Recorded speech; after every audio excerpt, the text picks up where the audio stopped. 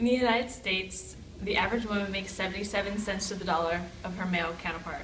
Over the course of her career, a typical woman could lose $431,000 due to the gender gap. This money could buy her a house, Pay childcare costs. Feed a household. Or put 2 kids through college. That woman could be me. That woman could be me. That woman could be me. That woman could be me. That woman could be me. that woman could be me. From the moment that women entered the workforce, they have faced wage inequality. President John F. Kennedy signed the Equal Pay Act in 1963, which prohibited wage discrimination between genders performing jobs of equal skill in the same establishment.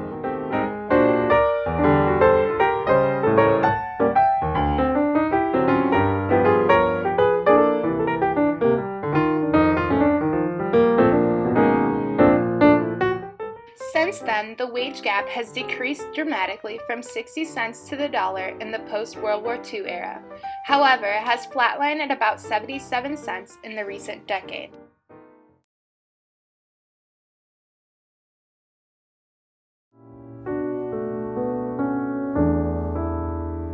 Statistics show that women are more likely to choose lower-paying jobs, such as social work, in comparison to a higher percentage of men who choose jobs like engineering or medicine. If you were to Google search teachers, you would get women, but if you Google search lawyers, you would get men. While these images may only be a product of stereotyping, statistics do show that men often choose higher-paying jobs than women. And so, regardless the reason for gender-based occupational segregation, the outcome can be significant for male-female pay differentials. Men and women have different employment patterns as women are more likely to leave the workforce. Organizations may be less willing to invest in the careers of women because women are perceived to be twice as likely as men to leave.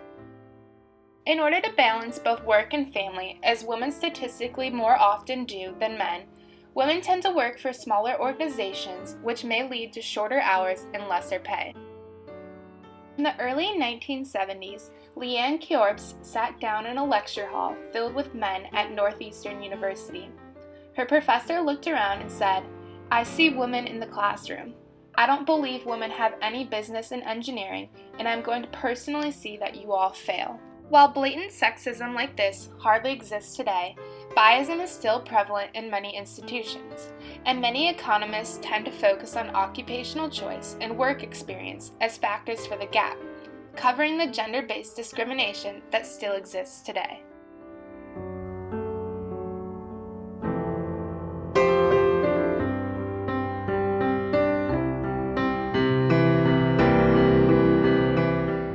Because men prefer to work with other men, men in power will hire, assign tasks, evaluate, pay, and promote subordinates in ways that benefit men and disadvantage women.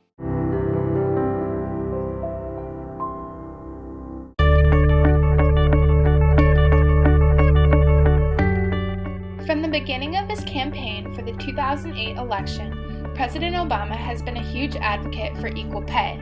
The very first bill that he signed into law was the Lilly Ledbetter Fair Pay Act, which extended the time allotted to bring forward pay discrimination claims. You see, the average woman who works full-time in America earns less than a man, even when she's in the same profession and has the same education. That's wrong. In 2014, it's an embarrassment.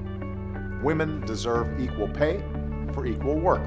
Ensuring equal pay for women is a no-brainer. She deserves to have a baby without sacrificing her job. A mother deserves a day off to care for a sick child or a sick parent without running into hardship. Because I believe when women succeed, America succeeds.